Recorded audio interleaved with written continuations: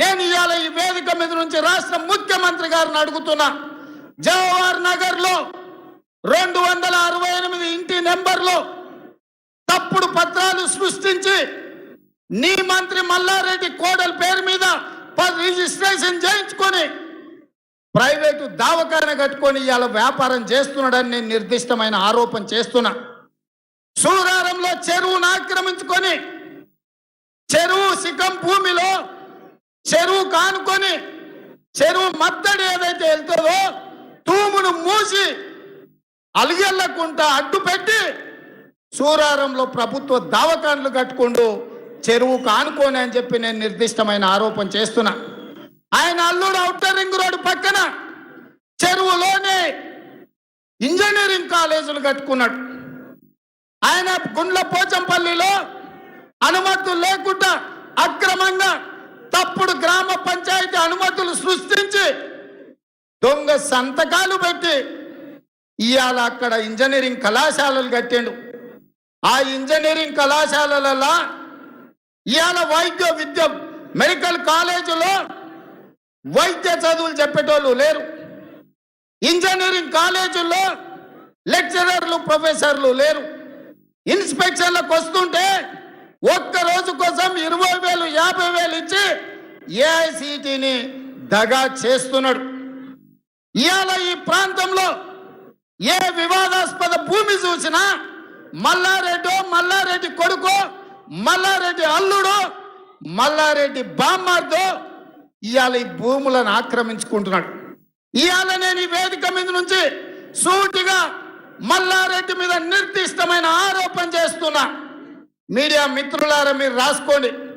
మల్లారెడ్డి యూనివర్సిటీకి 25 ఎకరాల భూమి ఏదైతే ఇచ్చిందో యూనివర్సిటీకి అనుమతికి, ఆ భూమి మల్లారెడ్డి కాదు, దొంగ భూమి పత్రాలు సృష్టించి యూనివర్సిటీ అప్లికేషన్ పెట్టుకొని ఇవాళ మల్లారెడ్డి యూనివర్సిటీ అనుమతి తెచ్చుకున్నాడు. రాష్ట్ర ప్రభుత్వాన్ని, రాష్ట్ర ముఖ్యమంత్రిని సూటిగా సవాలు విసురుతున్నా. మల్లారెడ్డి యూనివర్సిటీలో గుండ్ల పోచంపల్లిలో ఏ భూమినైతే యూనివర్సిటీ పేరు మీద చూపించిండో ఆ భూమి మల్లారెడ్డి కాదు, మల్లారెడ్డి బామ్మార్ది శ్రీనివాస్ రెడ్డి తప్పుడు పత్రాలు సృష్టించి అసైన్మెంట్ భూమిని హైకోర్టులో స్టే ఉంటే ఇక్కడ పాస్బుక్లు సృష్టించి మల్లారెడ్డి ట్రస్టుకు గిఫ్ట్ డీడ్ చేసి యూనివర్సిటీ అనుమతి తీసుకున్నాడు. ఇవాళ ఈ వేదిక మీద నుంచి ముఖ్యమంత్రి గారికి విజ్ఞప్తి చేస్తున్నా, నీకు నిజంగా చిత్తశుద్ధి ఉంటే ఆనాడు దళితుడు రాజయ్య ఉప ముఖ్యమంత్రిని అవినీతి ఆరోపణలు చేసి ఉప ముఖ్యమంత్రి పదవి నుంచి బర్తరఫ్ చేసినావు. 6 ఏళ్ళైనా ఆ అవినీతి ఏందో తేల్చలేదు. అది నీ ఇంటి పంచాయతో, నీ పెంట పంచాయతో నీ ఇష్టం. ఇవాళ నేను నిర్దిష్టమైన ఆరోపణ చేస్తున్నా. మల్లారెడ్డి గారు మెడికల్ కాలేజీల మీద, మల్లారెడ్డి గారు ఇంజనీరింగ్ కాలేజీల మీద, మల్లారెడ్డి గారు జవహర్ నగర్ లో కట్టుకున్న ఆసుపత్రి మీద, మల్లారెడ్డి గారికి నువ్వు అనుమతించిన యూనివర్సిటీలో ప్రభుత్వ భూమికి సంబంధించి దాదాపుగా 20 ఎకరాల తప్పుడు పత్రాలు సృష్టించి మల్లారెడ్డి ట్రస్టుకు గిఫ్ట్ డీడ్ మీద యూనివర్సిటీకి పర్మిషన్ ఇచ్చినావు. వీటన్నిటి మీద నువ్వు విచారణకు ఆదేశించు. ఒకవేళ నేను నిరూపించలేకపోతే నువ్వు విధించే శిక్షకు సిద్ధం.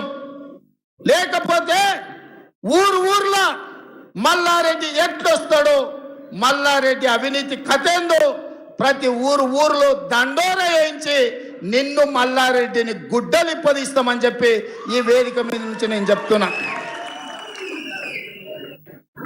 నా జీవితం ధన్యమైన అనిపిస్తుంది.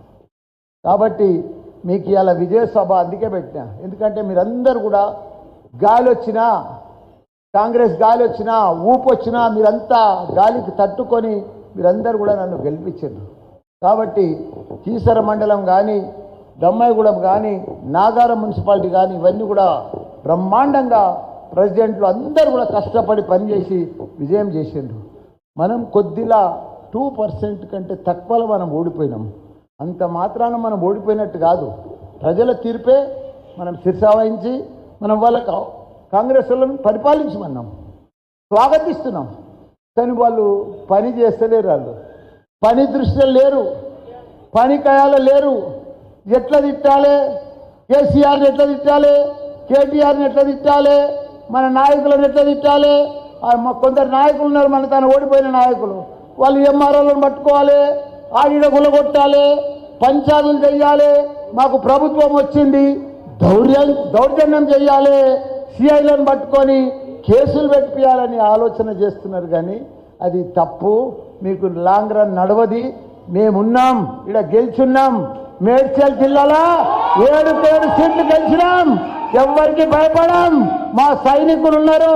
మీ అన్ని కూడా పప్పులు ఉడకయిడ ఏదో 4 దినాలు ఏదో సంబరంకు మంది పెళ్లిలో ఏదో ముద్దాడినట్టు అదే ఆ శాస్త్రంగా వాళ్ళు పనిచేస్తున్నారు. అది పద్ధతి కాదు. మేము సరిగా బుద్ధి చెప్తాం మా నాయకులకు.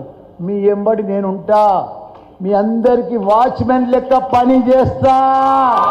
మీకింత దక్కదలగనియా, మీకు అన్ని రకాలు కూడా కాపాడుకునే బాధ్యత నా దగ్గర ఉంది.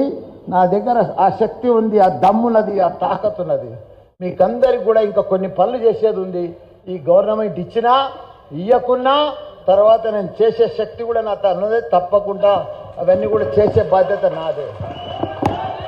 ఇలా 10 ఏళ్ల ముందు కాంగ్రెస్ ప్రభుత్వమే ఉంది. అప్పుడు ఏముండే మన తెలంగాణలో? ఒక కరెంట్ ఉండేనా, ఒక నీళ్లు ఉండేనా, తాగునీరు ఉండేనా, ఒక సాగునీరు ఉండేనా, ఇట్లా కరెంట్ ఉండేనా? 200 పింఛనుండే వాళ్ళ ప్రభుత్వంలో. ఇవాళ మన సీఎం కేసీఆర్ గారు 2000 పింఛన్ ఇచ్చిండు. ఒక అమ్మమ్మ, నాయనమ్మ, తాతమ్మ, పెద్దన్నకు, నాన్నలకు, తాతలకు అందరికి కూడా కళ్ళల్లా వాళ్ళకు ఆనందం అనిపించింది. నాకు పెద్ద కొడుకు సీఎం కేసీఆర్ ఉన్నాడు. ఒక బిడ్డ ఉడితే కళ్యాణ లక్ష్మి ఇచ్చిండు. ఎవరైనా కొత్త బిడ్డ పుట్టినా, కొడుకు పుట్టినా కేసీఆర్ కిట్ ఇచ్చిర్రు.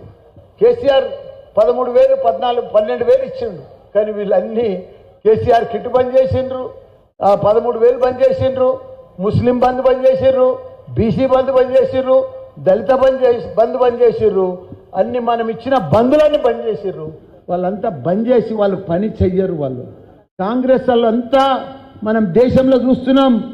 56 సంవత్సరాలు వాళ్ళు దేశాన్ని పరిపాలించారు, కానీ ఎప్పుడు ఉద్ధరించలే. గరీబు హఠావో అన్నారు, పెద్ద పెద్ద లీడర్లు వచ్చిర్రు, కానీ గరీబులను ఎప్పుడు కూడా పట్టించుకోలే. యాడున్న గరీబు ఆడనే ఉన్నారు.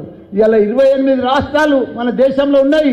28 రాష్ట్రాలలో నంబర్ 1 రాష్ట్రంగా మన కేసీఆర్, కేటీఆర్ తీర్చిదిద్దిండు మన తెలంగాణలో. ఒక్కొక్క ఊరికి పోతే ప్రతి ఊర్లే 12,769 గ్రామాలు ఉంటే ప్రతి గ్రామాలలో మన డంపింగ్ యార్డ్ కానీ, గ్రేవ్ యార్డ్ కానీ, ఒక ట్రాక్టర్ కానీ, ట్రాలీ కానీ, ఇవన్నీ కూడా ఒక క్రీడా మైదానం కానీ, ఒక నర్సరీ కానీ, ఇవన్నీ కూడా తాగునీరు కానీ, సాగునీరు